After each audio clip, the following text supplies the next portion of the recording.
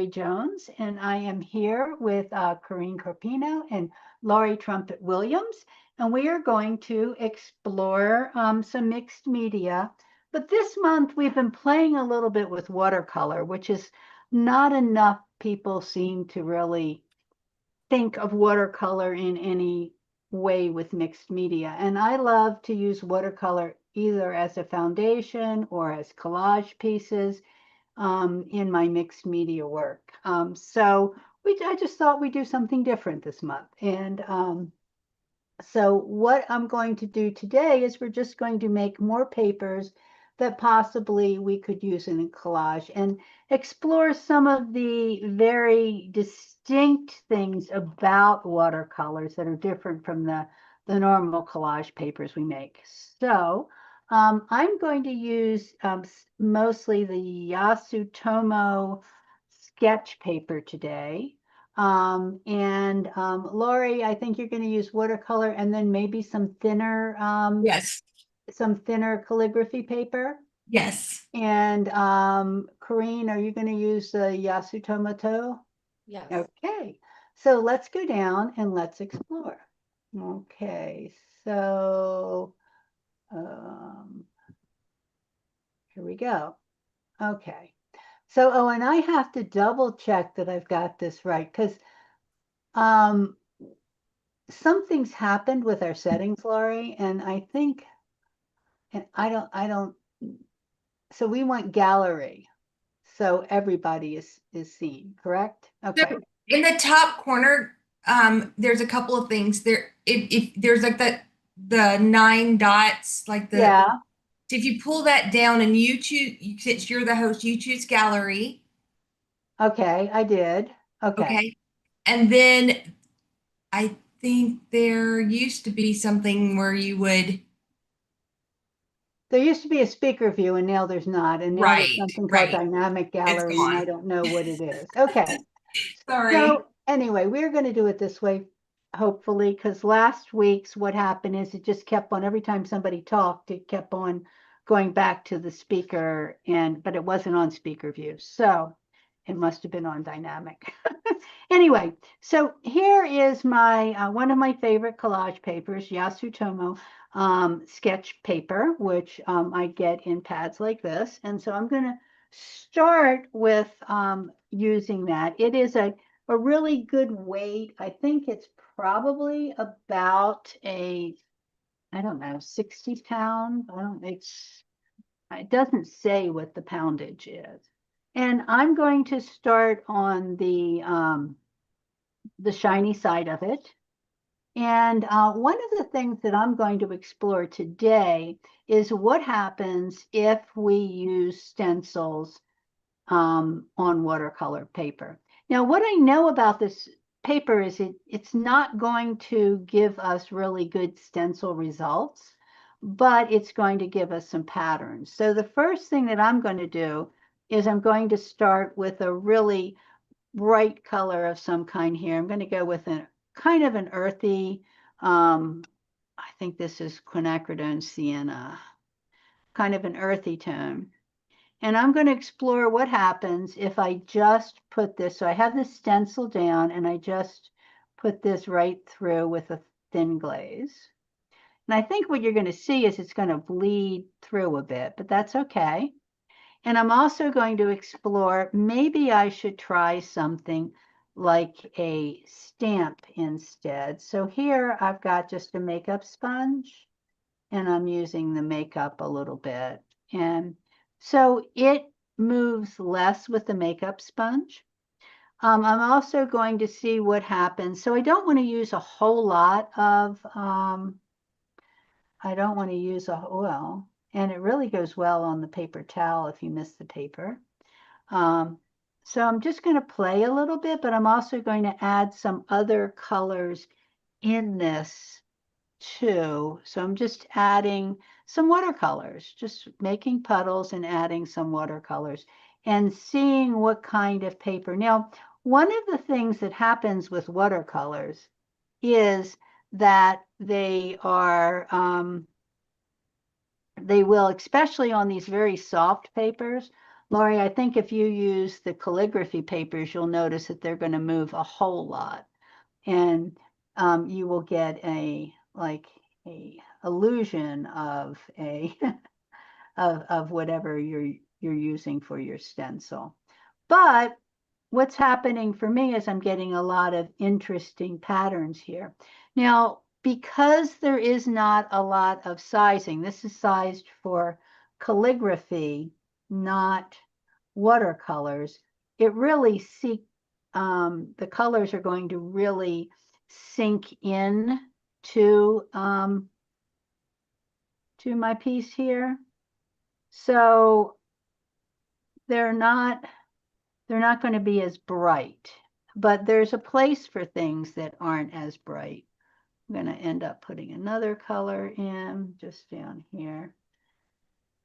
I'm thinking of collage, what I need maybe for little pieces of a collage later. And so I'm just kind of playing with some of the color and seeing what happens. What if I put, where is my paper? Do I have the paper all the way? Oh, I do have it all the way over to that end. It just looked like. So anyway, I'm just playing. Oh, Korinne, yours looks really pretty. Thank you. Oh, I like I'm yours playing. too, Laurie. Thank you. It looks very, so this is paper that we could use in a collage of some kind.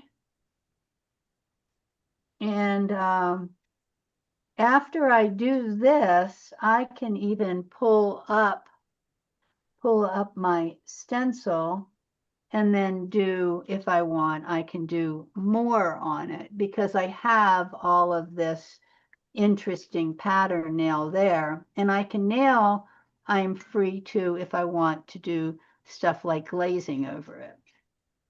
So let's just say this is all very interesting, but it's not the intensity I want.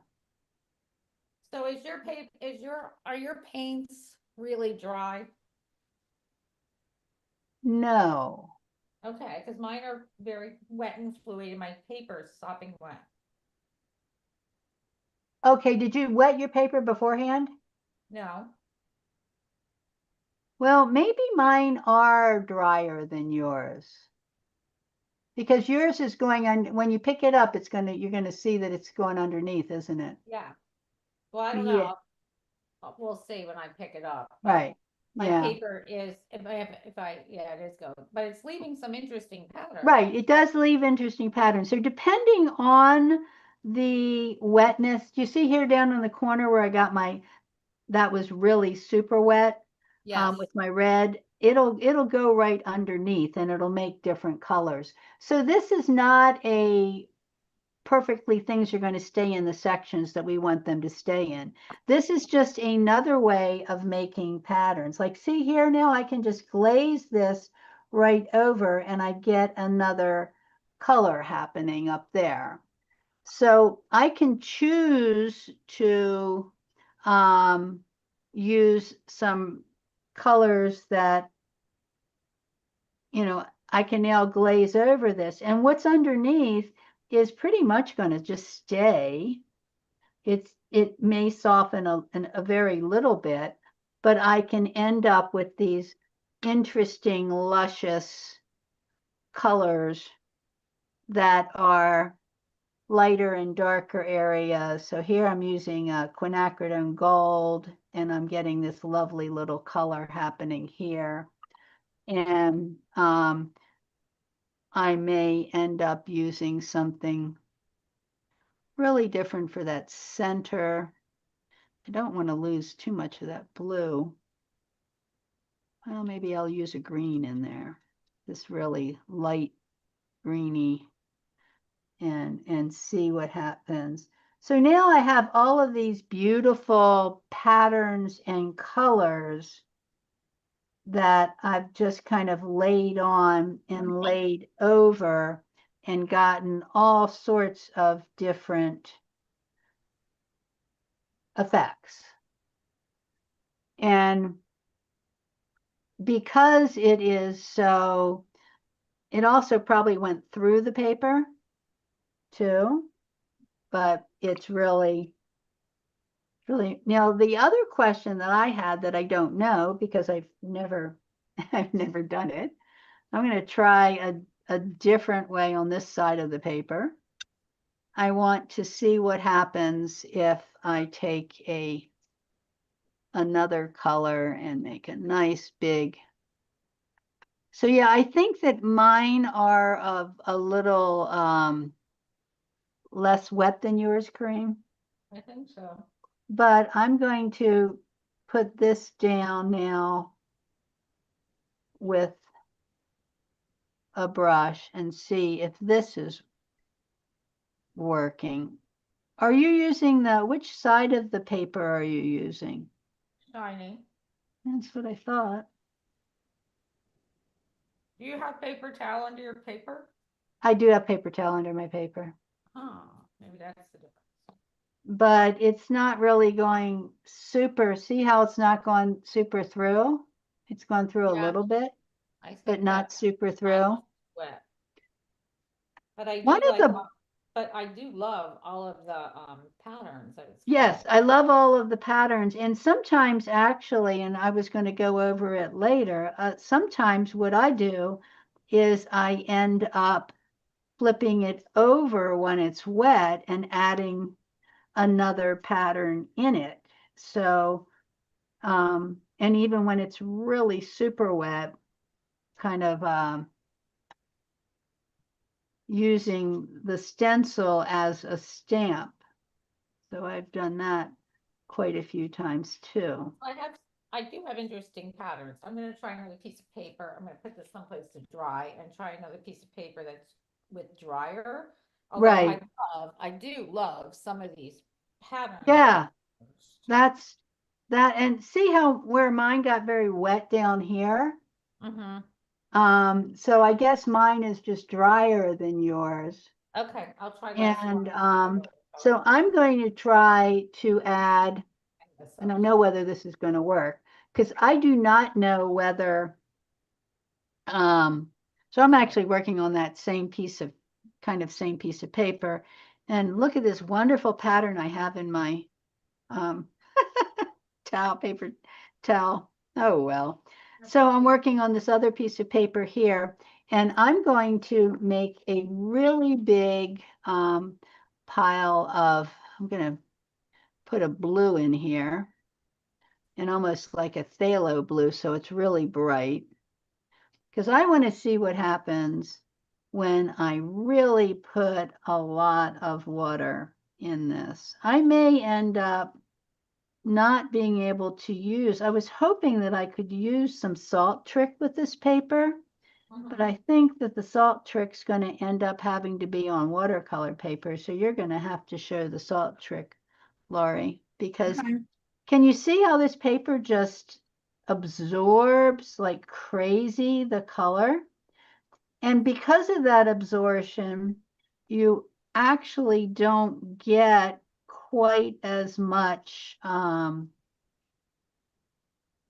don't get quite as much, it soaks into the paper. So the colors almost at times look a little flatter. Now I am going to try to put a little salt on this. We'll see how it works.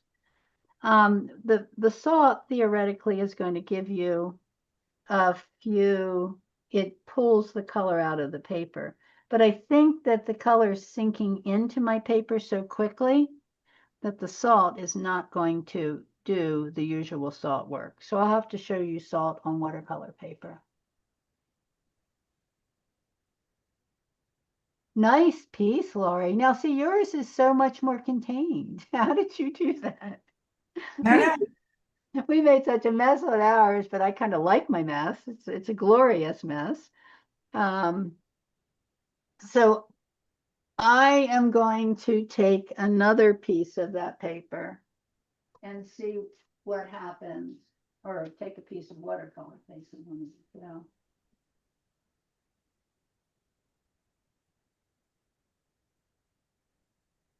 Yeah. Looking for watercolor paper in all the wrong places. So I'm going to take this piece and try to slide something under it because it's still so wet that I'm afraid that it's going to do weird things as it dries. I do not think the salt worked. What is it supposed to do? I'm about to show you. So I'm going to take a piece of watercolor paper here.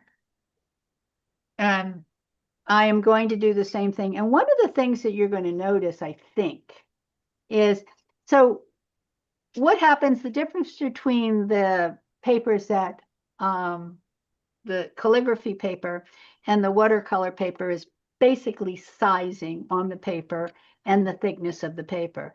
The sizing on the watercolor paper is designed to make the watercolors they'll be very bright. So I can take, I'm going to just kind of play a little bit. I'm going to take a little, I'm just making I'm not sure what it's going to be. I've got a red, I'm going to put a little bit of just stuff in here. I've got that lovely red. And I am going to make a big puddle of a blue here, super big puddle. And then I'm going to put more, kind of let it be real, kind of let it do whatever. And I may take a really big puddle of quinacridone gold over here. And I'm just going to let this be really wet. You see how wet that is? Mhm. Now this, because of the sizing, instead of, oh, I love how that's working there. Instead of going into the paper, like it's going with what Korinne's been doing, it is going to come up. It stays kind of on the surface of the paper a little bit and dries. So you have all of this other stuff that can happen, which is what I'm doing right now. It's very wet and I'm letting the colors mix. Now I'm trying to keep it fairly simple, blue, quinacridone gold, and whatever that red was turns very orange and very purple if I kind of let it just be. And so now I have this lovely, luscious, whatever it is happening. And as I pick it up, it'll move anywhere that it's wet. You can see that it's resisting, the little wax in that crayon is resisting a little bit there. And that's another thing you can do is use your crayons for resist. But, Mhm. and then I can actually use something like one of my stencils if I want. If I just put the stencil down and roll it, it may end up giving me a bit of design also that will, and then I could roll that design in another place, just kind of like we do when we do our normal stuff. But what you'll see is when I roll that design, you can see how it gets really nice and softened. And then, so this is pretty wet all over. I could use a little bit of, if I have it here, which of course I always don't have what I think I have. I'm going to use a little bit of this salt that I just had. There it is. So now this is very wet, but it's not, it's got a bit of shine, but not a lot of shine. So what I want to do is show you what the salt's going to do. So I'm taking the salt and I'm letting it just put it on top here. And what it's going to do literally is, now this is kosher salt, and this here is table salt. They do two different things. Kosher salt is much thicker, but it'll dry. And as it dries, the salt will make patterns. The salt will pull up the color underneath and it's going to make patterns. Oh, that's a really pretty one too, Korinne. Yeah, I really like this one. I did the glaze of the yellow after, Quinn Gold afterwards, and I really like it. Yeah, really like that. Yeah. I knew So color.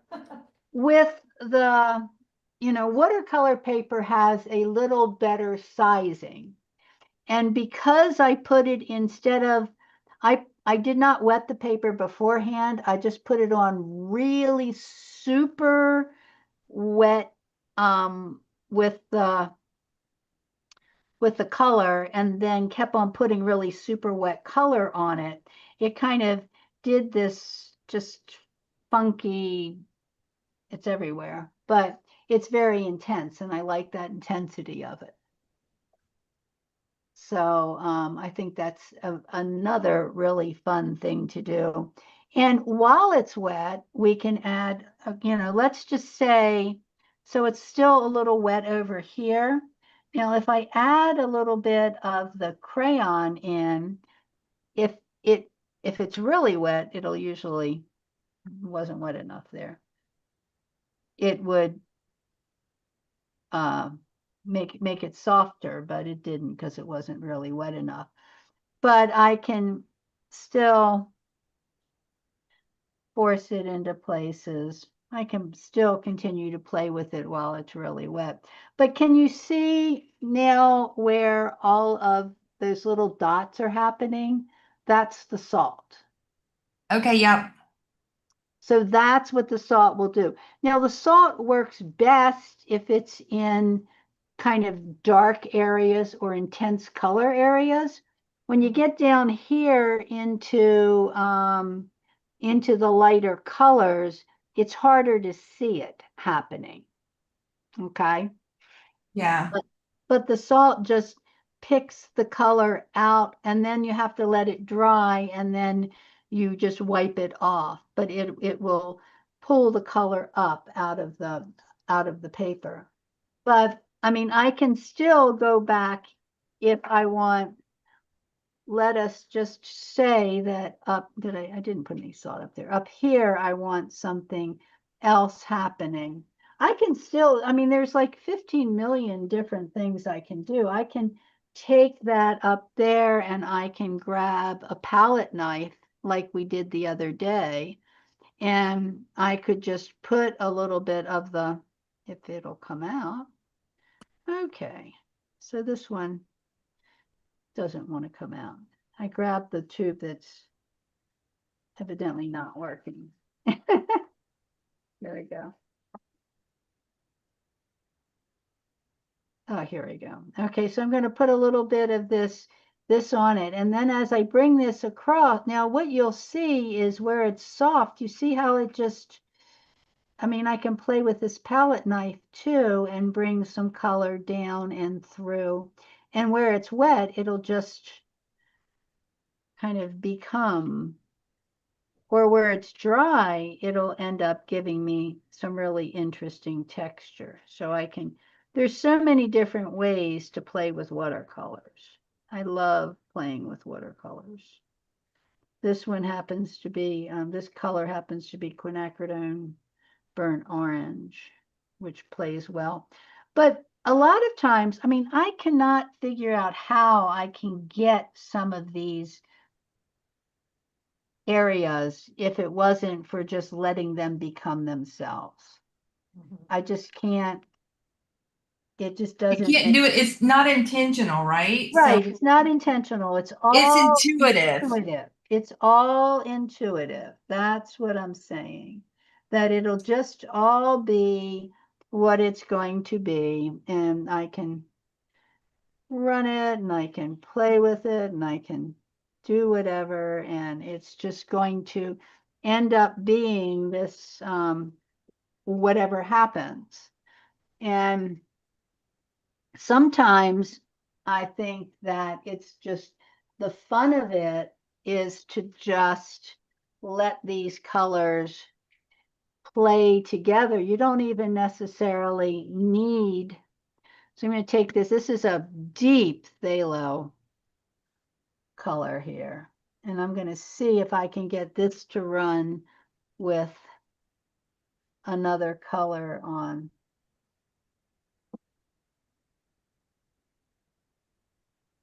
Well, I think that for these, woo, and maybe I should have said to use paper with a little more sizing, because this does just, it doesn't allow any of the runny, fun stuff. It's like it's designed for calligraphy, where I would just make a stroke. Of course, it is designed for calligraphy, isn't it? Where I do my stroke and pull it up and do my stroke and pull it up. But this is fun too. I think I like in a lot of ways, I like the watercolor paper better. Now this gives you some really great color. Exploring. One of Exactly. I want to see what happens when I just put enough color in all of this that it just becomes something interesting. Korinne, are you putting some of the crayons in it? I have I got a neo color and I'm just, if I wet the neo color first, I can just get some of that color to come off. Ooh, that's, So I'm playing with that just to see, I'm in a dark area and I've got a lighter neo color, what happens? well, and I'm just playing with just adding lots of color to this, and that was exactly the next thing I was thinking of doing, and I look over and I see that you're doing it. Was seeing what happens if I put the color on top of it. I swear we all think like there's this over. So you know that I figured this whole class out 6 weeks ago, posted it, right? What we were doing in what week. Mm-hmm. So this morning, so last week, I end up opening up the Friday morning YouTube of our friend Kelly. And Yeah, I she's saw that. doing palette knife painting on, and I'm going, how did that happen? Because I had written that down 6 weeks ago. Yeah, it's like I don't know how to explain it, but yeah, we're all in the same like zone, you know? Right, we're all in the same zone. And I'm like, okay. So I've had a little fun here, just making some really colorful paper here. I'm going to see what happens when I put different colors in. So here I'm just seeing if it'll bloom a little bit in different areas by just putting another color in. Let's see how it's working. Doesn't really do the blooming that I want it to do, but I'm gonna, and I use the ink tints like Korinne is using her watercolor crayons, but I've got a watercolor crayon right here I can use, where you just, if you wet them a little bit, you can make marks with them. I've got this is an art crayon by Marabou. Mm-hmm. I love the Marabou art colors crayons. Yeah, they are really pretty. And so I'm just ending up putting in a little bit of design. Now, I don't know whether they work better on like colors, I think, but I'm just putting in a little design on that. Oh, Corinne, I like what are you now putting colors, softening colors? Well, I have a little bit of, I know it's probably hard to see in the camera, but I have a little bit of gold acrylic ink. Oh, wonderful. And just in a couple spots, I'm playing with adding that little bit of shimmer. Mm-hmm. I just love how a couple of these areas I can just see pulling them out for collage. Well, and I had gotten some of this, what is it called? It's one of the shimmer powders. Mm-hmm. and I was going to see how that worked When you put the powder on it? if I put the powder on it and then spritzed it, whether it was going to move at all on top of my piece here, and it does. So what I've done here is I put a little bit of the powder on it and I've spritzed it with more paint or more water, and I'm just allowing that pattern to, or that stuff. So this, I got a little thick here, but I can just play with it a little bit and see how Teri, that. do you ever do much with the, you mentioned the powder. You ever do much with what's it called? The stuff that Jan always works with. Oh, Brusho. Yes. Yes, no. I have I love Brusho. It's fun, but it's also dye based. Yeah. So I end up then having to seal everything. Right. So but I did I started a painting with Brusho a couple years ago that I really loved and worked out really well. So actually, I think, believe it or not, we're out of time again. Oh. But look at these shimmery, I don't know if you can see this shimmery stuff that happened from me spritzing. Can you see it happening there? Oh, Really, that's nice. That's pretty. it's really pretty. So these are going to tear really well. Now, really quickly, I have a little piece. This is just a tiny one of what we're going to do. And you can do it on paper or you can do it on aqua board. I don't know if you can see this. This is Right. just a little collage that I've started out with a watercolor background and just been very gentle with the colors. I love how the sky can become so it's hard to collage that in any way, and all of the looseness here. And then I've used papers that I've made in this process, and I've also used some paste, some modeling paste to give me some texture. And this is not finished, but this is kind of what we're going to do. And as I said, you can do it on aquaboard or you can just do it on a piece of paper. I would suggest doing it larger. I was just playing around with colors yesterday, and this is only 5 by 5. I would suggest doing it larger. It's hard to collage this small. But you look like you have some great papers now for collage too, Corinne. I do. Now I have a question, because Yes. this is water soluble. I'm gonna need to spray them with fixative before I put them in my collage, yes? Well, and yes and no, okay. I have done it before where I haven't.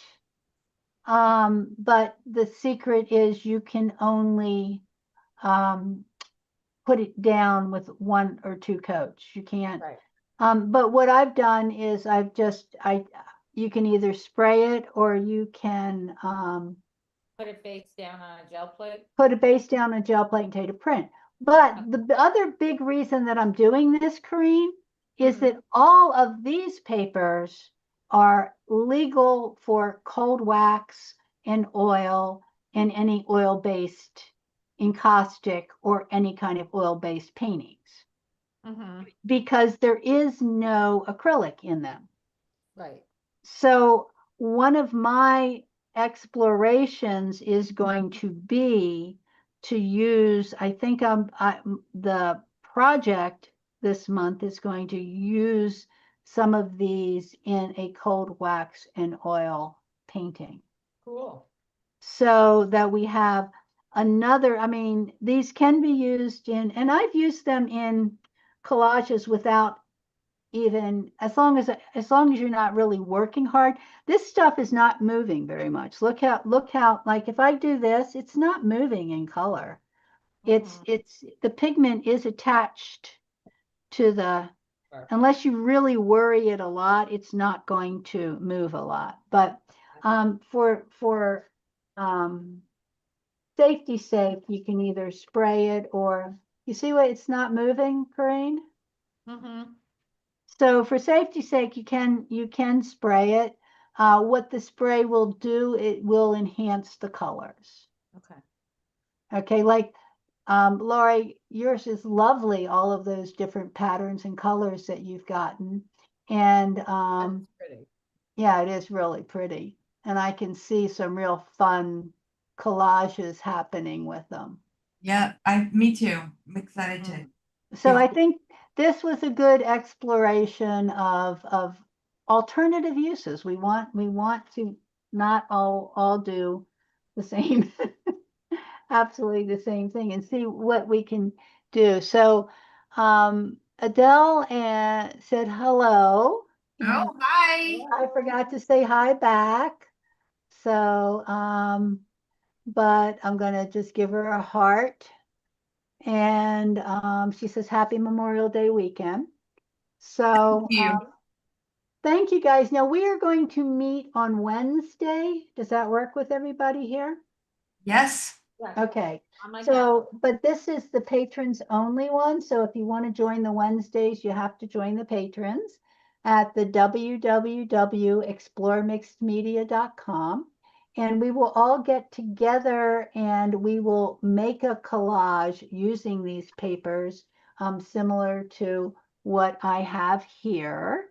And then the project this month is going to be a small cold wax and oil collage using these papers. Okay? Fun. And I'm getting set up for next month. I'll be leading next month. This is Laurie. And Uh-huh. and we are going to be doing some experimentation around layering acrylics. Oh, very Sounds cool. fun.